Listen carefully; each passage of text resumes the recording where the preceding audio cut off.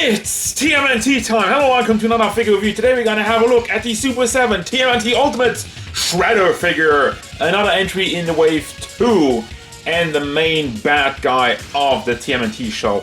We got the box, which is a nice little slider. You got the purple with the Shredder symbol on the front, but you slide this out and you got a design that a little bit resembles the old school toy, which what they were going for, not all the way, but I still like the design. It's a nice little update with some bio in the back, a foot symbol, Super7, Nickelodeon logo, and all that jazz. If you want to keep this in a box, you know, it's fine. It's a good box, but I want to take this guy out and see if he delivers or not.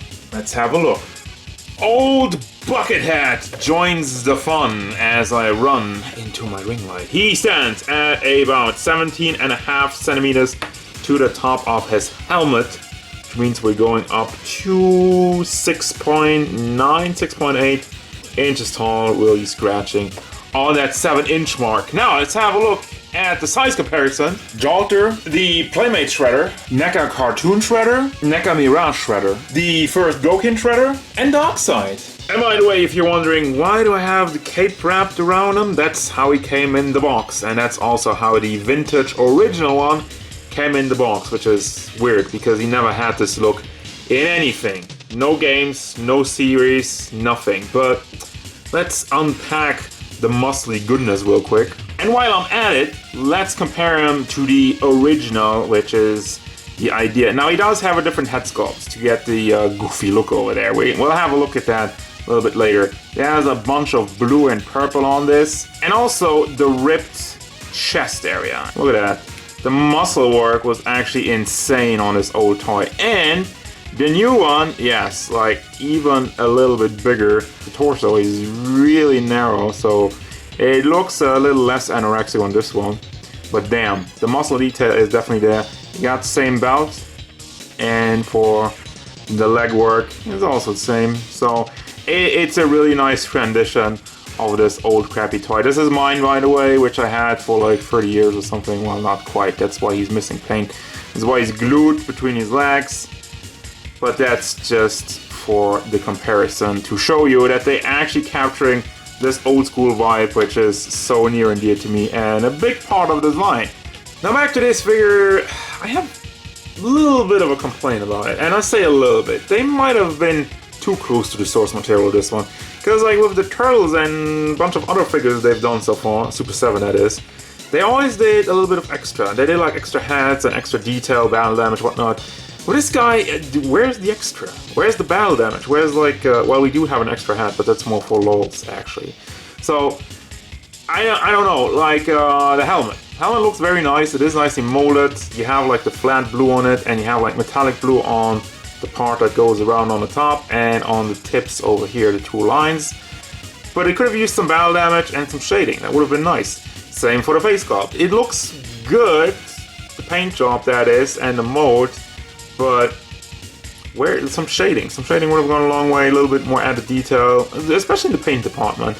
You got the purple mask, which does seem to have somewhat of a dirt effect, but it's just kind of random and it barely stands out, and like I'm saying, it's random.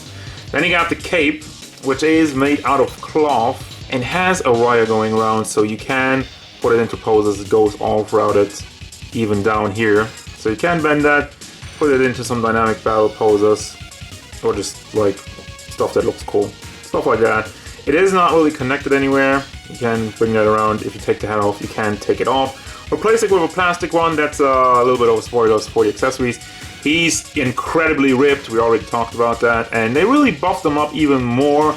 The original toy had some very small arms, but this guy is just like, yeah, he's been hitting the gym. Then you got the spikes on the side. And you got the same kind of idea. You got the metallic on the side, on the tips, and just like a straight blue in the middle. But also the claws, well not the claws, the spikes, also more metallic. It looks kind of rough in the mold over here. I don't know if the mold is the paint, but this is not the cleanest. It's alright overall, but could be better. Wow, look at that. Look at that muscle detail in the back. It looks freaky. It also looks kind of shiny, but that's probably more due to the super lighting I have going on over here. I don't think that's going to be an issue once he's in a shelf in a normal lighting area. Then you got the purple, more spikes, more metallic, and a flat blue in the middle.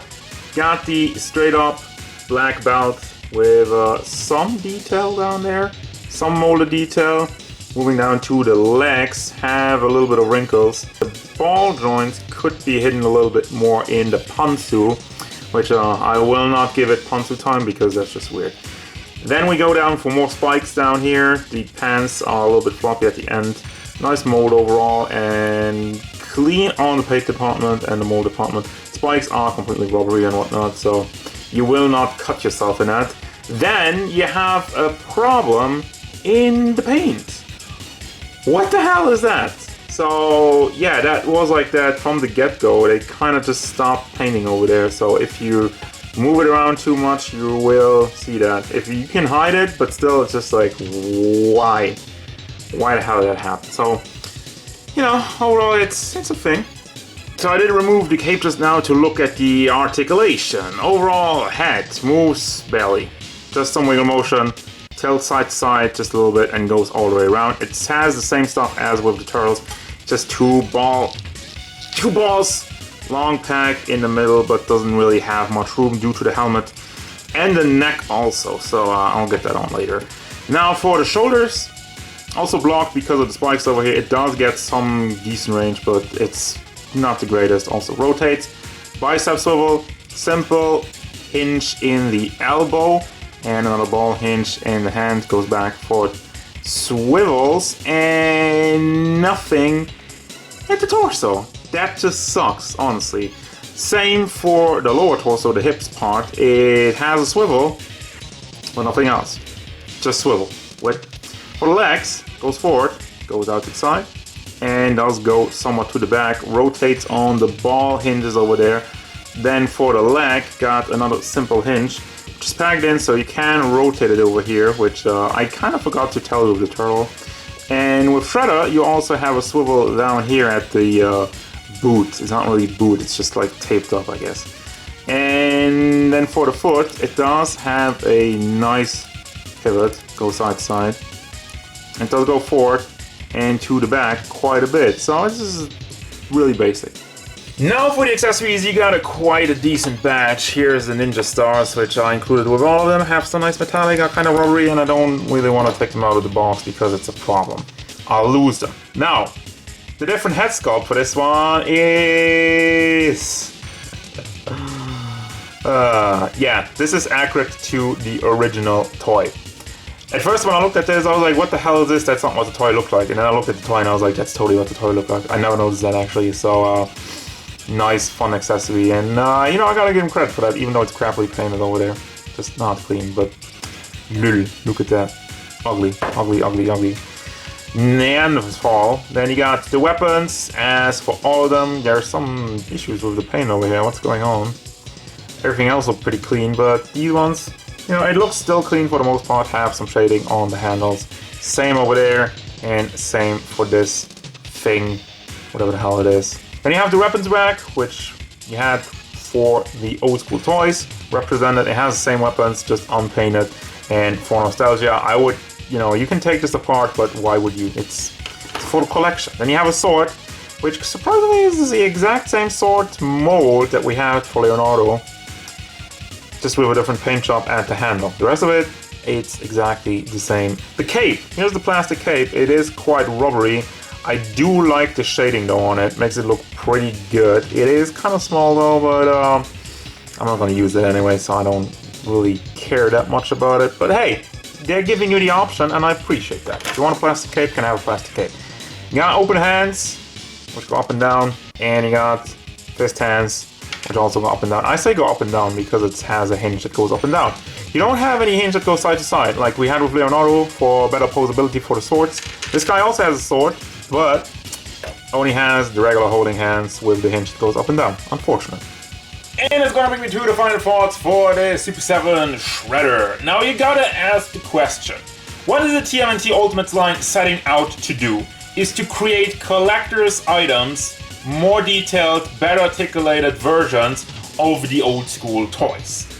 And in that regard, This figure passes all that and more. But as a figure itself, there's just some things that aren't right. Like some of the Payne issues, the lack of articulation in the torso, and even the lower part of the torso that you don't even move that back and forth, does take away some of its luster. Now at the end of the day, I still like this figure, I still like this design, I still love the idea. So as such, is this the best Shredder out there? Probably not.